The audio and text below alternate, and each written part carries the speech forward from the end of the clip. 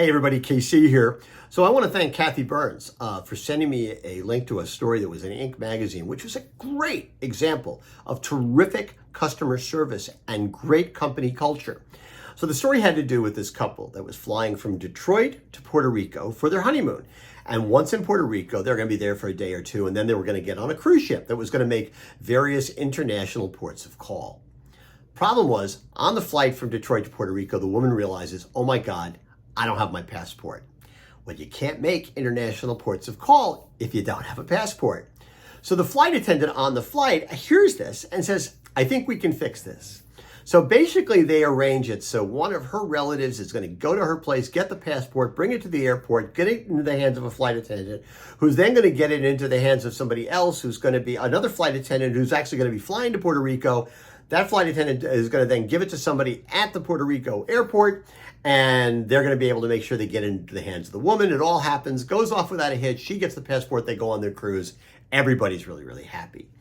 And the point that Inc. was making was, and I quote, first, there's the fact that these Delta Airlines flight attendants and other employees came together on their own, going beyond what was required. It wasn't a case of fixing something that Delta was in any way responsible for.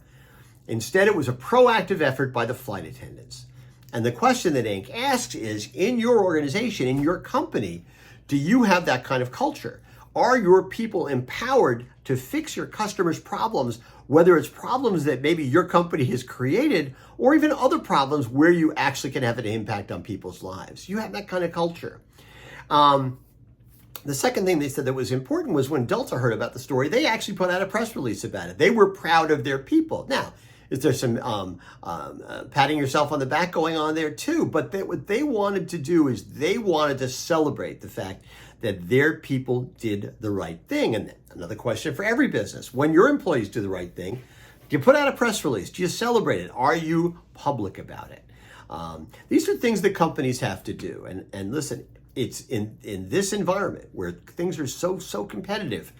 It's the times where companies and the people who work for companies, it's when they go above and beyond, right? That's where the differences are made. That's where the connections to customers are made. Just being good enough isn't good enough anymore, right? You have to be better. You have to do extraordinary things if you want to establish extraordinary relationships with your customers. Anyway, thanks again to Kathy Burns for sending that to me. That's what's on my mind. And as always, I want to hear what's on your mind.